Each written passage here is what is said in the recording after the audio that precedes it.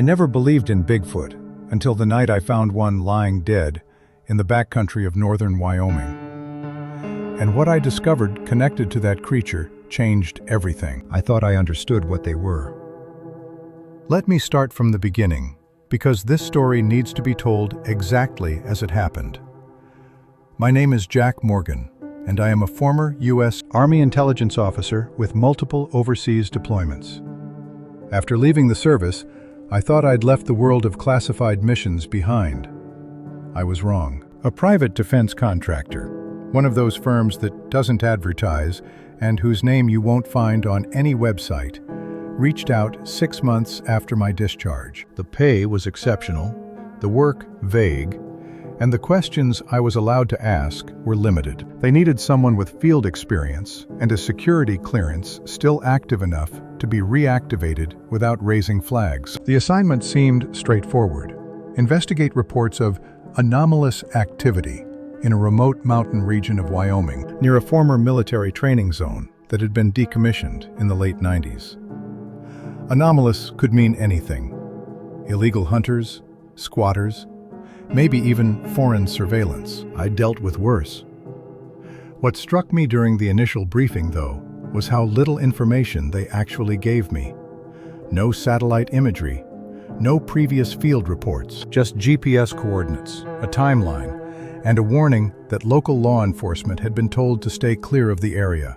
That should have been my first red flag, but back then, I still thought in terms of operational security. I didn't yet understand that some secrets aren't kept for national security.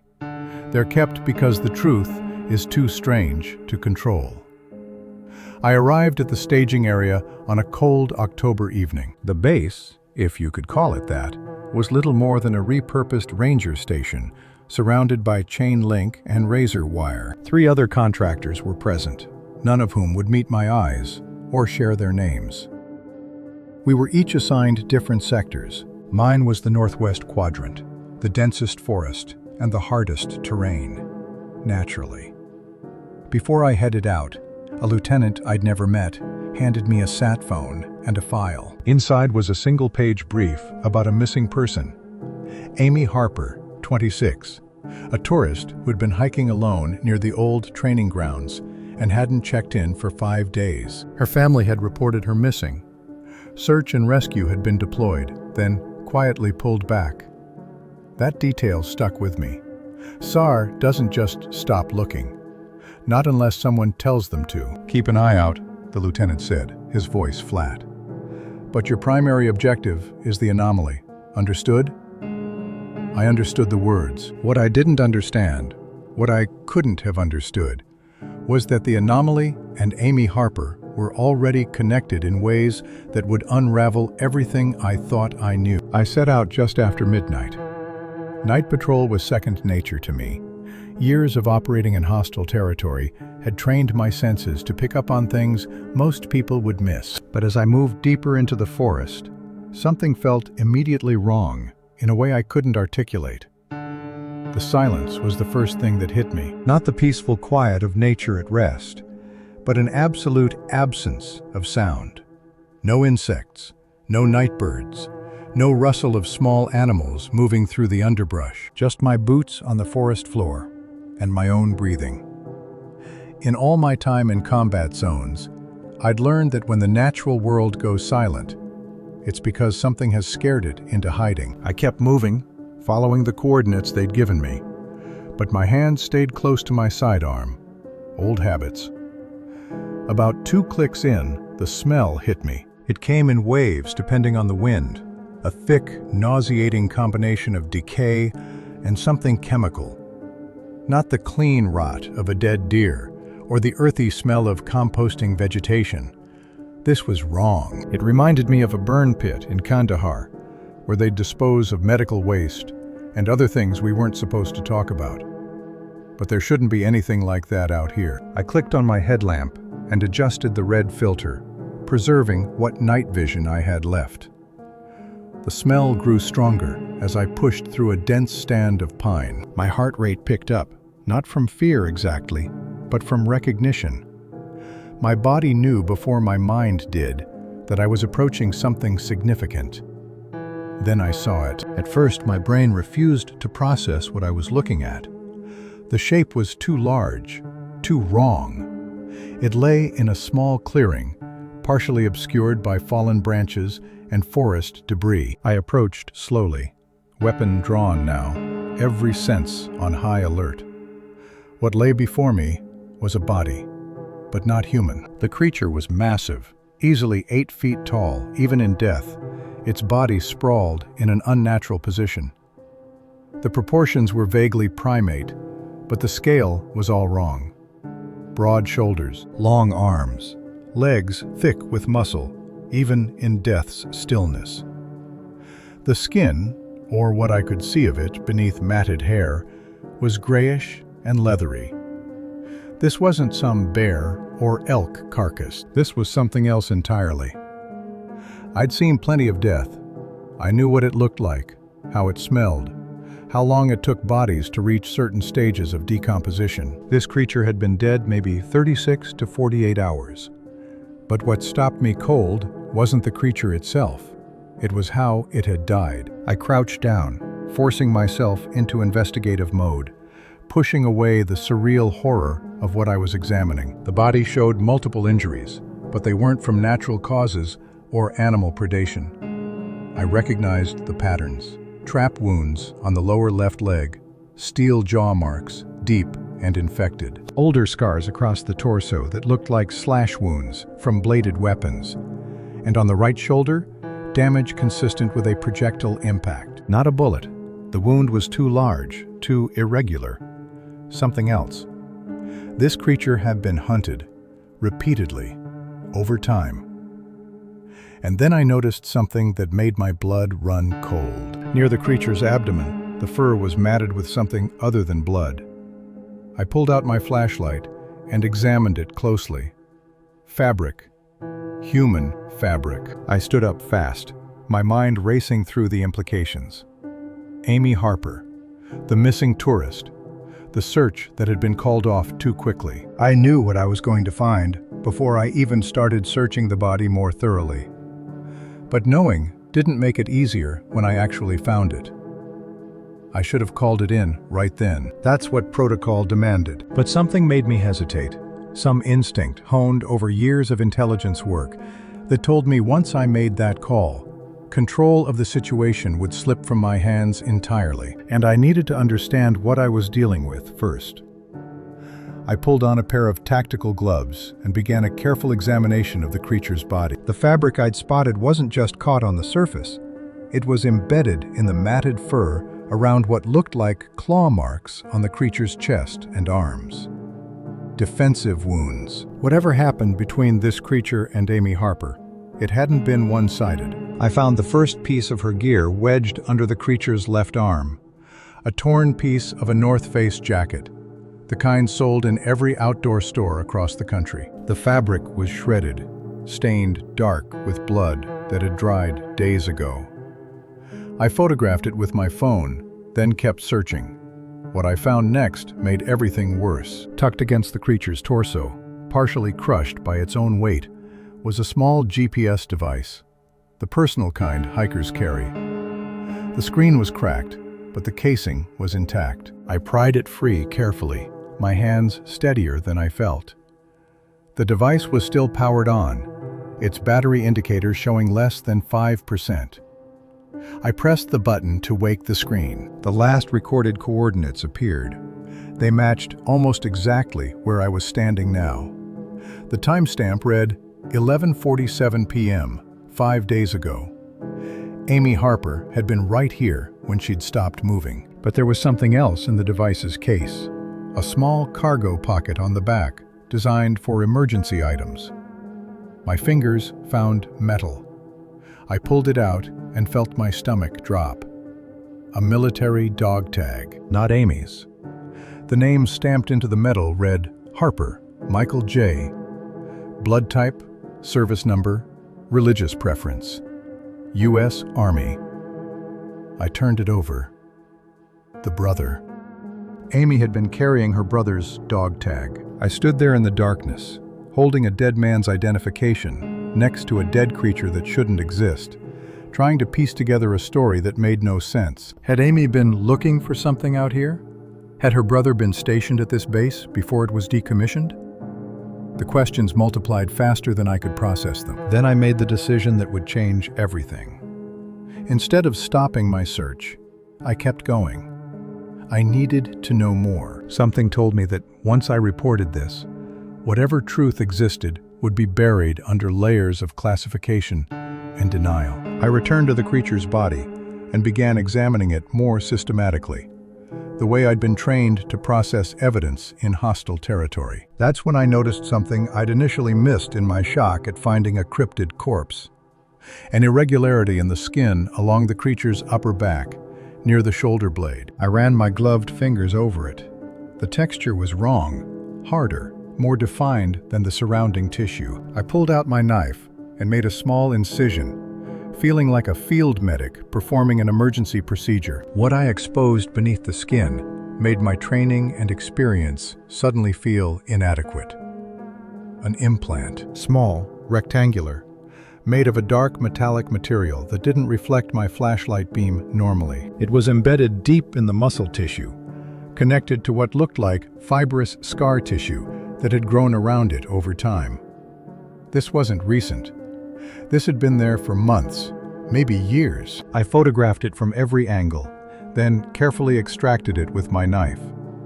The object was roughly the size of a USB drive, sealed completely, with no obvious ports or openings. But along one edge, stamped in tiny lettering that I had to use my phone's camera to zoom in on, was a serial number, and above it, DOD, Department of Defense. My hands started shaking then, just slightly. This wasn't some unknown animal that had wandered into the wrong territory. This creature had been tagged, tracked, maybe even studied by my own government. I sat back on my heels, trying to control my breathing. Everything about this assignment suddenly felt different. The vague briefing, the restricted area, the missing tourist whose search had been called off. This wasn't an investigation. This was a cleanup operation, and I was the one being sent in to assess the damage before the real team arrived to bury it. But there was one more thing I needed to check. The chemical smell I'd noticed earlier was stronger near the creature's mouth. I leaned in closer, fighting my revulsion, and examined the jaw. The teeth were massive, designed for crushing and tearing, but there was a residue around the gums, a dark, oily substance that didn't look biological. I collected a sample with a swab from my field kit, sealed it, and tucked it into my vest. Then I finally pulled out my sat phone. Before I could dial, I heard it. The distant sound of rotors. Multiple helicopters coming in fast from the south. They'd been watching me the whole time. I had maybe 3 minutes before those helicopters arrived. 3 minutes to decide what to do with what I'd found. Every instinct I'd developed in the field was screaming at me. Document everything, secure the evidence, and prepare for the situation to go sideways. I photographed the implant from every angle, then wrapped it in a waterproof bag and buried it under a distinctive rock formation 30 meters west of the clearing. I marked the coordinates on my personal GPS, not the one they'd issued me. The dog tag and fabric samples went into a separate bag, which I stuffed deep into my inner vest pocket. The chemical swab I'd taken was already secured. Then I did something that would either save me or destroy me. I activated the audio recorder on my personal phone, tucked it into my chest pocket, and left it running. The rotor wash hit the treetops first, sending pine needles and debris swirling through my headlamp beam. I stayed where I was, kneeling beside the creature's body, hands visible, weapon holstered. No sudden movements. I'd seen enough military operations to know that whoever was coming had been tracking me since I'd found the body, maybe longer. They knew exactly what I'd discovered, and they'd let me find it. The question was why. 3 helicopters descended into the clearing and the adjacent spaces, their searchlights turning night into harsh, artificial day.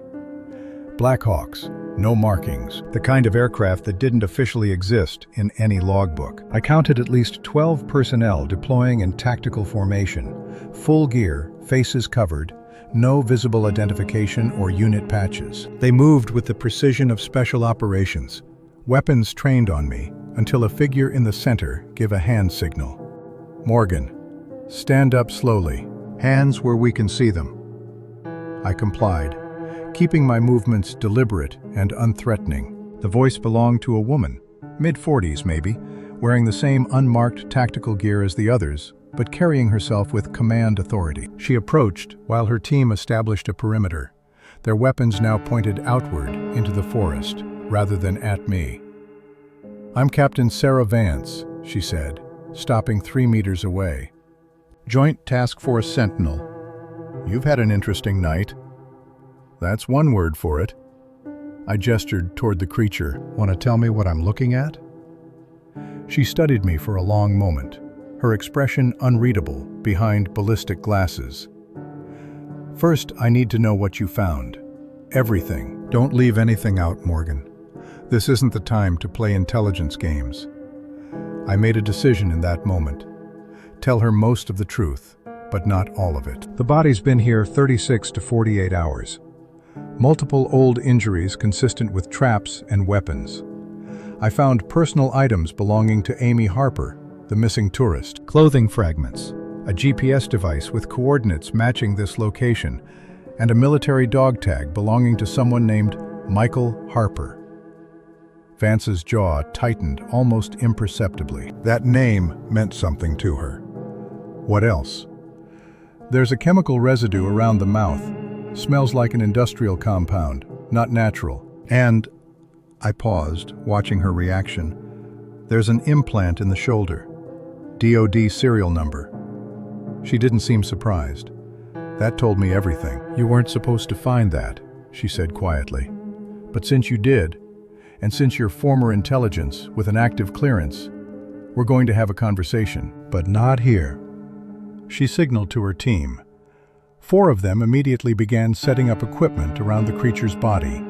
Scanners, collection tools, specimen bags. They worked with the efficiency of people who'd done this before. Not their first cryptid cleanup.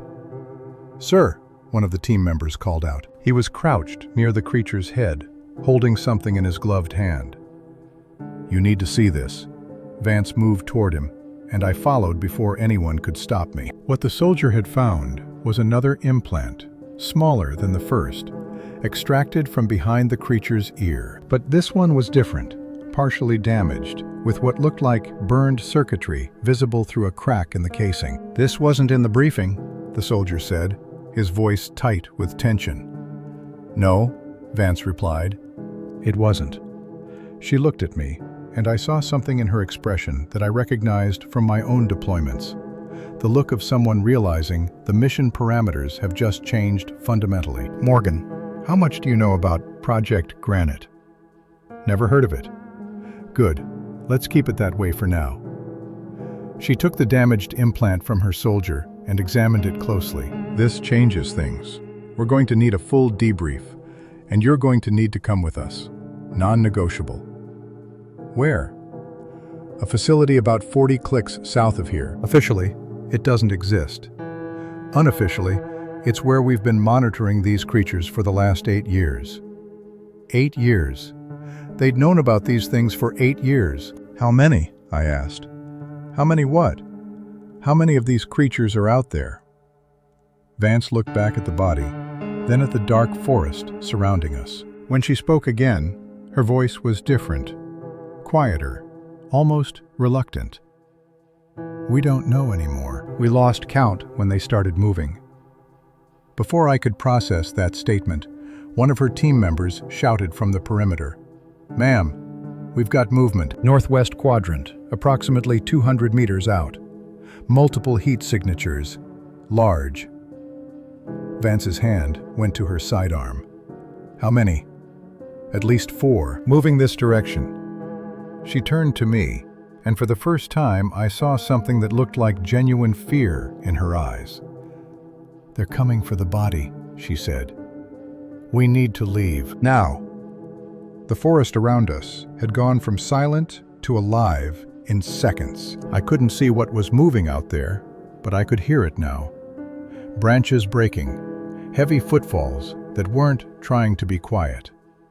Whatever was approaching didn't fear us. That realization sent ice through my veins.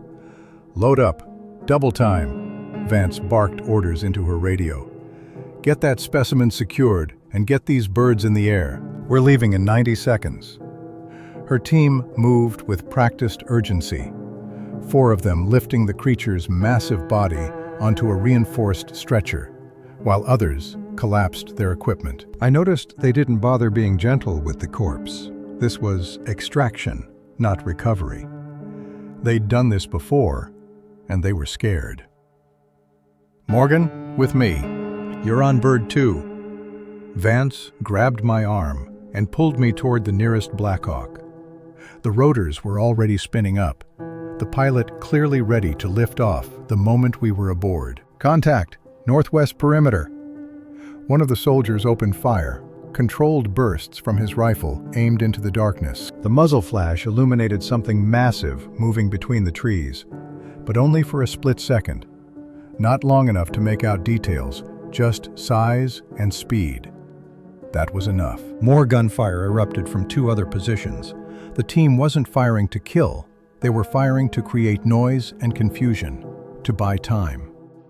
I'd used the same tactic in ambush situations overseas. It meant they didn't think they could win a direct confrontation.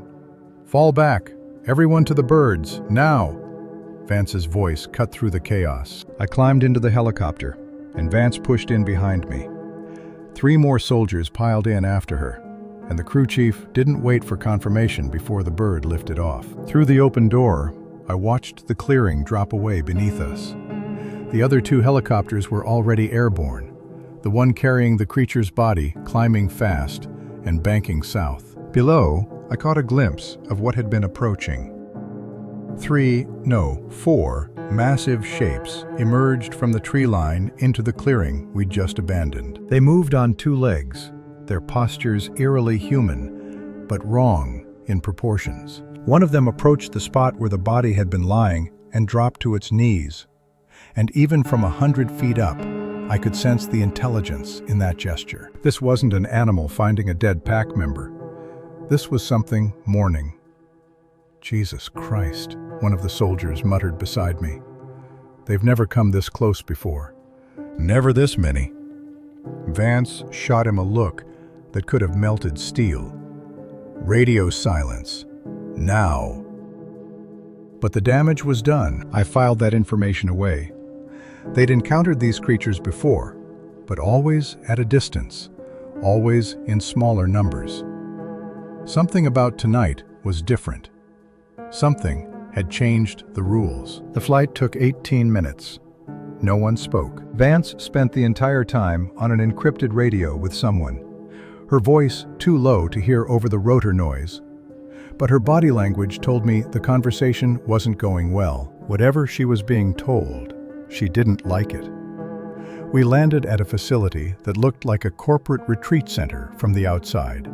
Modern buildings, landscaped grounds, solar panels on the roofs. But the 15-foot fence, topped with razor wire, and the armed guards at the gate told a different story. The sign at the entrance read, "Northern Range Ecological Research Station."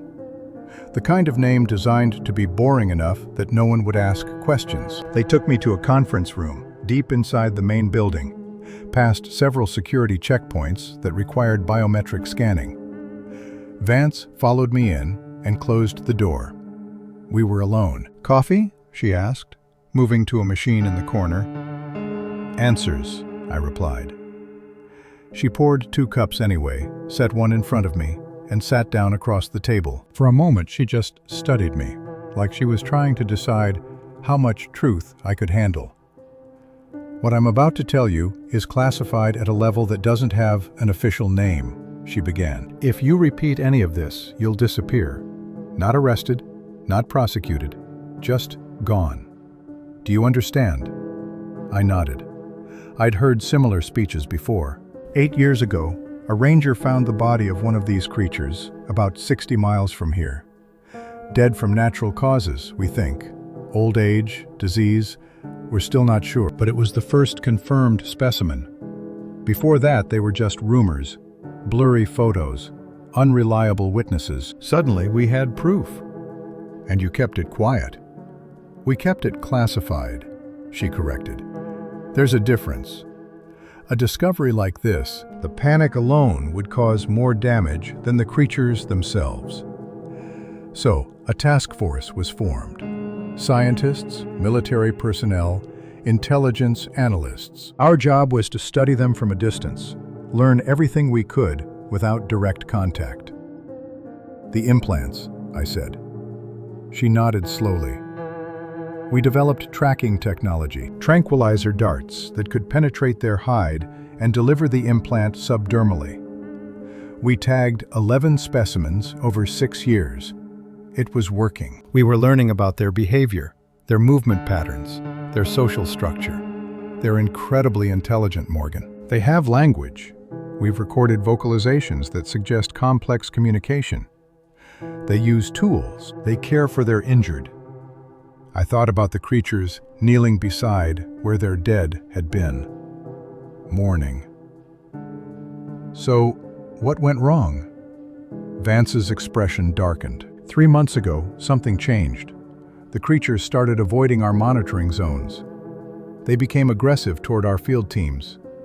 2 researchers were injured, 1 critically. And then, the tags started failing. Not all at once, but systematically, like they were being removed or destroyed. The specimen you found tonight? That was Subject 7, one of our original 11. We lost her signal 4 days ago. The same time Amy Harper disappeared. Yes.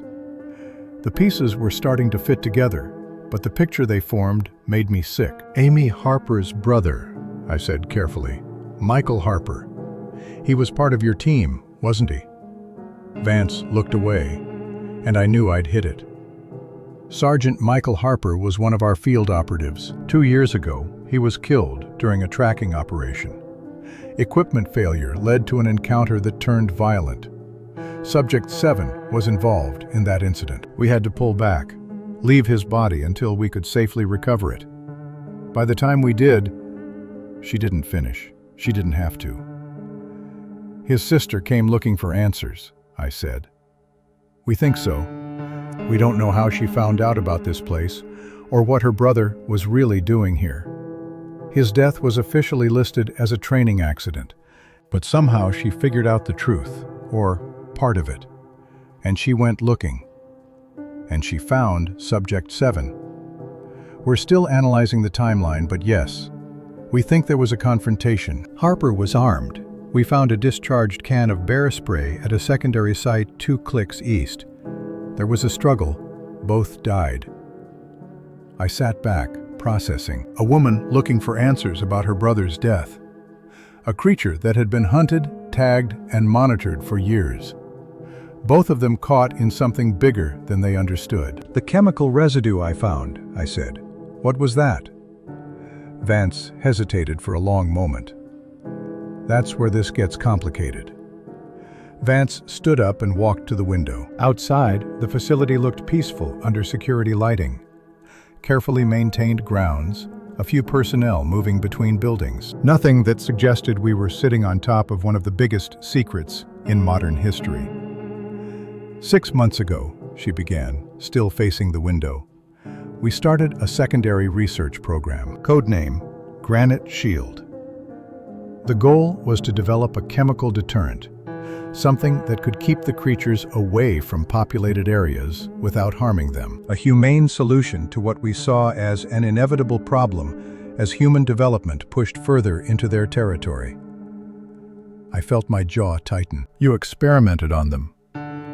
We tested compounds in controlled scenarios, she said, and I could hear the carefully rehearsed language of someone who'd had to justify this before. Low concentrations, administered through environmental dispersal.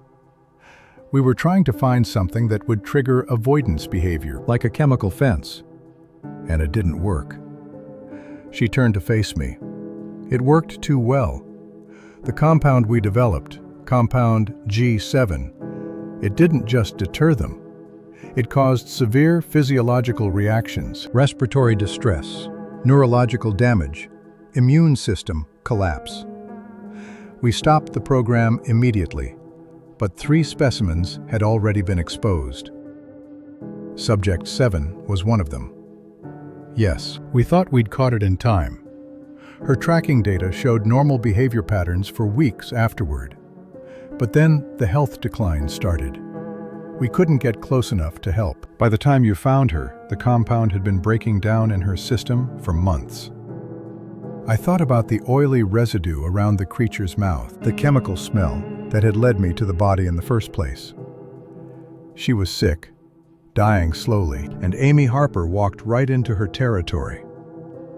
A dying animal is the most dangerous kind, Vance said quietly. Even an intelligent one. Especially an intelligent one. Subject 7 would have known what was happening to her, would have known where it came from. The implications hit me. She associated humans with her suffering.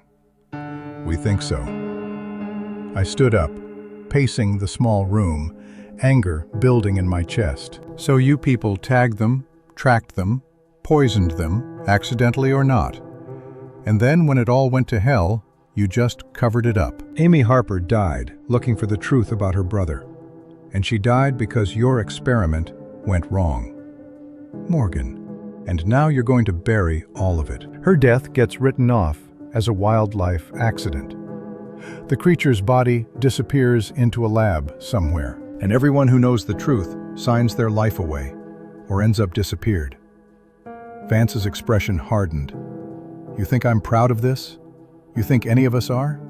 We made mistakes. People died because of those mistakes.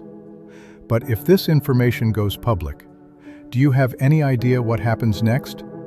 Panic, hysteria, armed civilians flooding into these mountains to hunt them down. These creatures are endangered, Morgan. Maybe only a few dozen left in the wild. Going public doesn't save them. It guarantees their extinction. So we just lie. We protect them, she said firmly, by keeping them secret. There was a knock at the door. One of Vance's team members entered, carrying a tablet. Ma'am, analysis is complete on the secondary implant. You need to see this. Vance took the tablet, and I watched her face go pale as she read. Whatever was on that screen, it wasn't good news. What is it? I asked. She looked up at me, and I saw something I hadn't seen before in her eyes. Genuine fear. The damaged implant from Subject 7. It wasn't one of ours. The design is similar, but the technology is more advanced. And the serial number, she turned the tablet toward me. It's from a program we shut down 3 years ago, one that was supposed to have been completely destroyed. What program? Behavioral modification, she said, her voice barely above a whisper. We weren't just tracking them, Morgan. Someone was trying to control them. The room felt smaller suddenly. I sat back down, trying to process what Vance had just told me. Control them how? She set the tablet on the table between us, the screen showing technical schematics that meant nothing to me, but clearly meant everything to her. The original program, Project Granite, was pure observation. But there was a splinter group within the task force. They believed these creatures could be weaponized, trained for reconnaissance in hostile territory, maybe even direct action. Imagine an asset that could move through any terrain, required no supply chain, and was completely deniable. That's insane. That's what I said when I found out about it. I wasn't read into the program initially. I was brought on to Sentinel after it was supposedly terminated. But someone kept it going. Someone implanted Subject 7 with a second device after we'd already tagged her. I leaned forward, studying the schematic. What does behavioral modification actually mean? You're talking about mind control? Not exactly. The technology works through neural stimulation. pain and reward conditioning delivered directly to the brainstem. You could theoretically train them to associate certain behaviors with positive feedback and others with severe discomfort. But the ethics? She shook her head. When the program was discovered, it was shut down immediately. All devices were supposed to be destroyed, all research data purged. But someone kept a copy and kept experimenting. The soldier who'd brought the tablet cleared his throat. "Ma'am, there's more. We recovered partial data from the device before it completely failed. The conditioning sequences were still active until approximately 72 hours ago. Subject 7 was being actively controlled right up until her death." Vance's hands curled into fists on the table. Controlled to do what? Unknown. But the frequency of neural pulses increased dramatically in the final 48 hours. Whatever commands she was receiving, they were constant, aggressive. I thought about the creature's body, the way it had been positioned when I found it, the defensive wounds, the old trap injuries. She was fighting it, fighting the conditioning. "Or the device finally broke her," Vance said quietly. "We don't know what state she was in mentally when she encountered Amy Harper. She could have been in agony, confused, driven by impulses that weren't her own." A horrible thought occurred to me. The other creatures tonight, the ones that came for her body, if someone's still running this program, they could be compromised too, Vance finished. "That's what scares me. We've lost tracking on 6 more subjects in the past month. We assumed they'd removed the original implants themselves. We've seen evidence they're smart enough to do that. But if they've been fitted with these conditioning devices instead, you're not tracking them. Someone else is." She nodded slowly. "And whoever it is, they have resources comparable to ours, maybe better. They've been operating in parallel to us for years without detection." The door opened again, and this time it was a man in a suit. No tactical gear, just expensive clothing that screamed senior leadership. He looked at me with undisguised irritation, then turned to Vance. "Captain, a word, outside, now." Vance stood immediately, the deference in her posture telling me this man outranked her significantly. They stepped into the hallway, but the door didn't close completely. I could hear fragments of their conversation. "Wasn't authorized to brief a civilian contractor. He found the secondary implant, sir. He needed context. Cleanup protocols exist for a reason. With respect, sir, those protocols were written before we knew about the parallel program."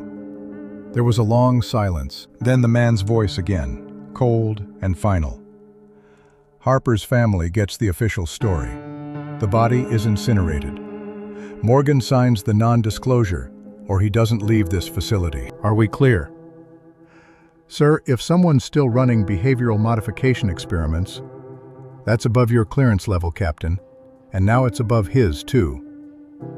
They came back into the room. The man in the suit studied me with the expression of someone evaluating a problem that needed solving. "Mr. Morgan, I'm Director Chen. I understand Captain Vance has been thorough in her briefing." "Thorough enough," I replied carefully. "Then you understand the sensitivity of what you've learned. You have 2 options. Sign a lifetime non-disclosure agreement with extremely specific penalties for violation. Accept a substantial financial compensation for your silence, and walk away. Or..." He let the word hang there.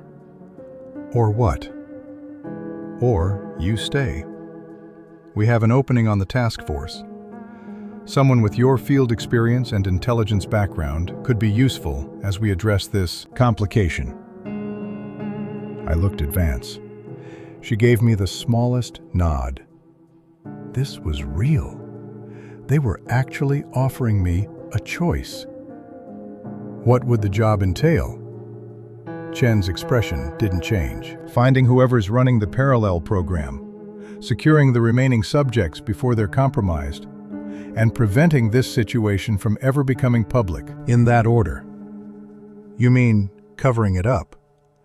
I mean protecting an endangered species from extinction while preventing mass panic and maintaining national security. Call it whatever you want. I should have walked away. Every logical part of my brain was screaming at me to take the money, sign the papers, and forget I'd ever seen a dead cryptid in the Wyoming wilderness. But logic wasn't what kept me in that chair. It was the image of those creatures kneeling beside where their dead had been. The intelligence in that gesture, the grief.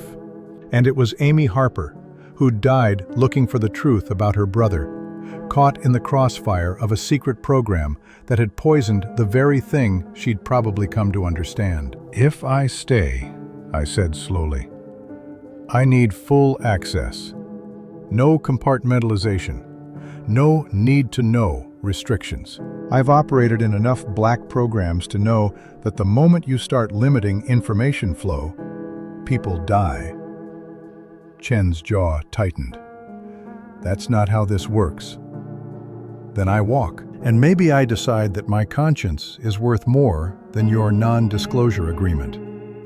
It was a bluff, a dangerous one, but I'd learned long ago that men like Chen respected power plays more than compliance. He studied me for a long moment, then glanced at Vance. Your assessment, Captain? He's right about information flow, she said. The compartmentalization is what allowed the parallel program to exist in the first place. If we're going to shut it down, we need people who can see the whole picture. Chen was silent for what felt like an eternity. Then, fine, but you report directly to Captain Vance, and through her to me. Any breach of protocol, any unauthorized disclosure, and you disappear. Understood? Understood. Good. He moved toward the door, then paused. One more thing, Morgan. The creatures that approached tonight, they weren't just coming for the body. Our perimeter sensors tracked them following your helicopter for 3 miles before they broke off. They were coming for you. The words hit me like cold water. Why? We don't know. But Subject 7 wasn't alone when she died. There were other tracks at the scene, older ones. She'd been with a group before she encountered Harper. They might have witnessed what happened. They might blame you for being there. Or, Vance interjected, whoever's controlling them sent them after the recovery team deliberately. A test, maybe, to see how we'd respond. Chen nodded. Either way, you're marked now. They know you're sent.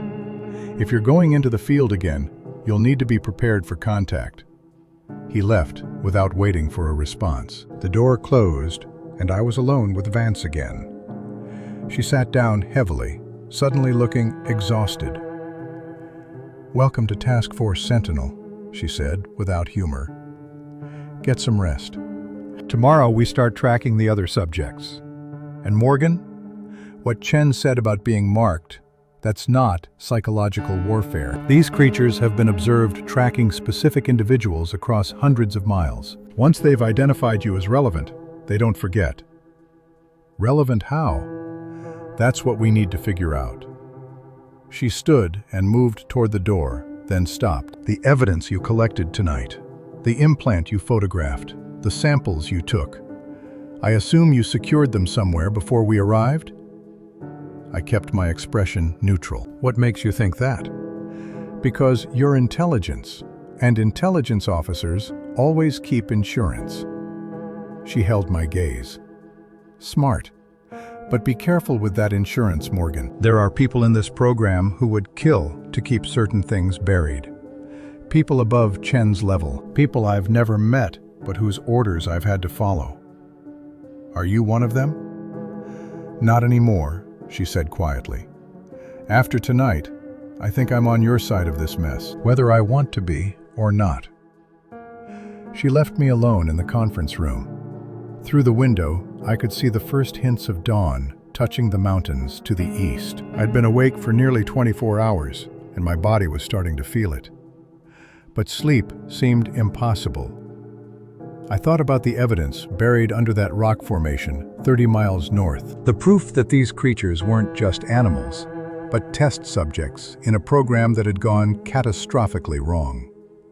Insurance, like Vance had said. But insurance against what, exactly? Against the cover-up, obviously. But also against something deeper.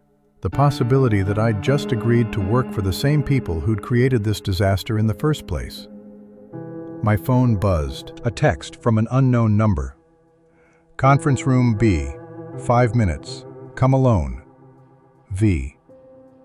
Vance wanted to talk off the record. That was either very good or very bad. I found my way to conference room B, which turned out to be little more than a storage closet with a table and 2 chairs.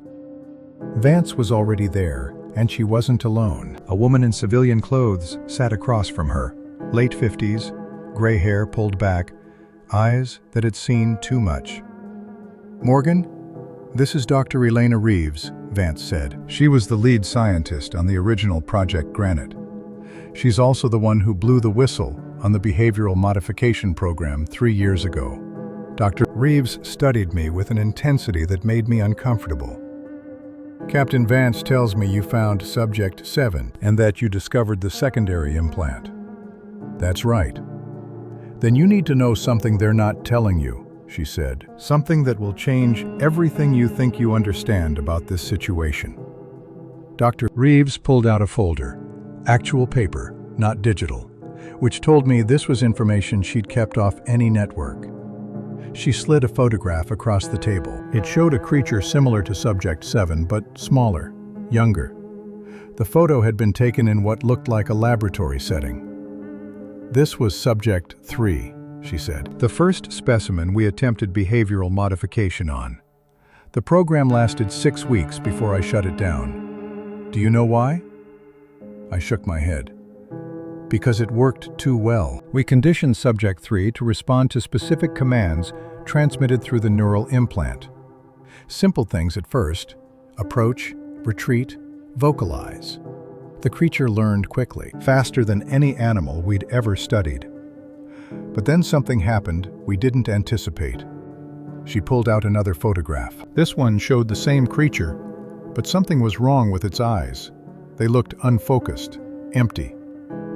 Subject 3 stopped eating, stopped socializing with the other specimens we'd captured. It would stand motionless for hours, waiting for the next command. We'd broken something fundamental in its psychology. 3 weeks after the program ended, it died. Not from any physical ailment we could identify. It just gave up. Vance leaned forward. "Tell him the rest."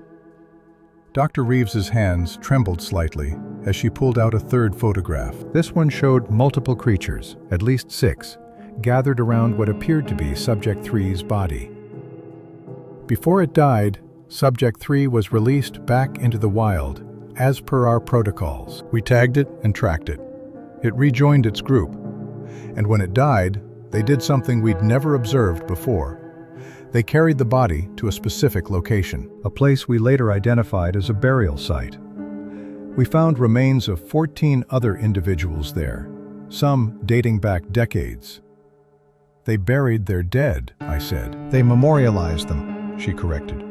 "And more than that, after Subject 3 was buried, the group's behavior changed. They became actively hostile toward our monitoring stations. They destroyed 3 remote cameras. They avoided any area where we'd previously captured specimens. It was as if they understood what we'd done, as if they blamed us." I felt a chill run down my spine. "They connected the implant to Subject 3's death." "We believe so. These creatures have cognitive capabilities we're only beginning to understand. Language, tool use, social structures, mourning rituals, and possibly the ability to recognize cause and effect across complex scenarios. They knew we'd hurt one of their own, even if they didn't understand how." Vance spoke up. "After Dr. Reeves reported this, the behavioral modification program was officially terminated. All research data was supposed to be destroyed, but clearly someone kept it going. Someone who either didn't know about Subject 3's death or didn't care. And that someone has been experimenting on these creatures for 3 more years," I said. How many subjects could they have compromised? Dr. Reeves's expression darkened. That's the question that keeps me awake at night. We originally tagged 11 specimens. 6 have gone dark. Subject 7 is dead. That leaves 4 we're still tracking through the original implants. But if the parallel program has been capturing and tagging additional creatures, we could be looking at dozens, Vance finished. I thought about the creatures that had come for Subject 7's body tonight. The way they'd moved with purpose, with coordination. What if they're not being controlled individually? What if someone's figured out how to coordinate them, use them as a unit? The silence that followed told me I'd just vocalized their worst fear. That's what we're afraid of, Dr. Reeves admitted. The technology for networked neural interfaces exists. If someone has been advancing the research we started 3 years ago, they might have developed a way to command multiple creatures simultaneously. Imagine what that capability could mean in the wrong hands. An invisible strike force that leaves no evidence, requires no supply lines, and can navigate any terrain. A weapon, I said. A living weapon that most people don't even believe exists. Vance pulled out a map and spread it on the table. Red dots marked locations across Wyoming, Montana, and Idaho. These are confirmed sightings of specimens we know were tagged with the original implants. Blue dots are potential sightings, unconfirmed but credible. Notice anything? I studied the pattern. The dots formed rough clusters, but over the past 6 months, they'd started converging, moving toward a specific region in northwestern Montana. They're gathering. Exactly. Either they're migrating to a seasonal location we didn't know about, or someone is calling them, Dr. Reeves said, herding them toward a specific location using the behavioral modification implants. Why? I asked. What's in Montana? Vance pointed to a blank area on the map. No towns, no roads, just empty wilderness. That's the thing. There's nothing there, or at least nothing that shows up on any official records. But 6 weeks ago, satellite imagery picked up new construction in that area. When we tried to get more detailed scans, we were denied access. The request went up the chain and came back stamped with clearance levels above mine. Above Chen's, even. Someone very powerful is building something in those mountains, Dr. Reeves said. And they're gathering these creatures nearby. We don't know if it's a containment facility, a research lab, or something worse. I looked at both of them. So what's the play? Vance folded the map. Officially, we continue our investigation, report through proper channels, and wait for authorization to proceed. Unofficially, she glanced at Dr. Reeves. We go to Montana ourselves. We find out what's happening at that site, and we stop it before these creatures are turned into something they were never meant to be. That's treason, I said. That's the right thing to do, Dr. Reeves replied. These creatures deserve better than to be weapons in someone's black budget program. They deserve to exist, to be protected, to be left alone. Vance looked at me directly. You said you wanted full access. Well, now you have it. The question is, are you in? I looked at the map spread across the table, at the red and blue dots converging on that blank space in Montana. I thought about Amy Harper, who'd died looking for truth. About Subject 7, who'd suffered and fought against the conditioning until the very end. About all the secrets buried under layers of classification and lies. I'm in, I said. But we do this smart. No cowboy operations. We gather intelligence first, figure out exactly what we're walking into. Vance nodded. Agreed. We leave in 48 hours. That gives us time to assemble gear and create cover stories that won't immediately trigger alarms when we go off-grid. Dr. Reeves stood, collecting her photographs. I'll pull together everything I have on the behavioral modification technology. If we're going to shut this down, you'll need to understand exactly how the system works. She paused at the door. And Morgan? Thank you. for caring enough to risk this. After she left, Vance and I sat in silence for a moment. Finally, she spoke. You know there's no coming back from this, right? Once we cross this line, we're outside the system. No backup, no official support. If this goes wrong, they'll disavow us completely. I know. Then why? I thought about my years in the Army, the missions I'd run, the compromises I'd made in the name of national security. I'd always told myself it was for the greater good, that sometimes you had to do dark things to keep the light from going out. But somewhere along the way, I'd lost track of what I was actually protecting. Because someone needs to, I said finally, and because I'm tired of being on the wrong side of history. She smiled, the first genuine smile I'd seen from her. Good answer. Over the next 2 days, we prepared, advanced secured equipment through channels that wouldn't raise flags. I spent hours studying satellite imagery of the Montana site, memorizing terrain, and identifying potential approach routes. Dr. Reeves briefed us on the implant technology, showing us how to identify and potentially disable the devices if we encountered compromised creatures. And I kept thinking about those creatures kneeling beside their dead, about the intelligence in that gesture. They weren't animals, they weren't weapons, they were people in their own way, people who deserved better than what we'd done to them. On the morning we were scheduled to leave, I received a message on my secure phone. Unknown number, but I recognized the encryption protocol, military intelligence. You're making a mistake, Morgan. Walk away while you still can. What's in Montana isn't what you think it is. Some secrets protect people. Some secrets protect themselves. I deleted the message. Whoever sent it clearly didn't understand that threats only made me more determined. We left at dawn, 3 of us in an unmarked SUV, heading north into Montana. Vance drove. Dr. Reeves rode shotgun, her laptop open, tracking the specimen's movements in real time through the remaining active implants. I sat in back, watching the landscape change from plains to mountains, feeling like I was driving towards something that would fundamentally change everything. I was right. But what we found in those Montana mountains, what had been done to those creatures, and why, that's a story that still keeps me awake at night. A story about the price of scientific advancement, the corruption that flourishes in complete secrecy, and the thin line between protection and exploitation. I've told you what happened up to this point because you deserve to know the truth. Because somewhere out there these creatures still exist, still struggle against the invisible chains we've placed on them. And because silence makes me complicit. If you want to hear what we found in Montana, what the parallel program really was, and what choice I ultimately had to make, leave a comment below. Subscribe so you don't miss the next part of this story. Because what came next changed everything I thought I knew about duty, loyalty, and what it means to protect something that can't protect itself.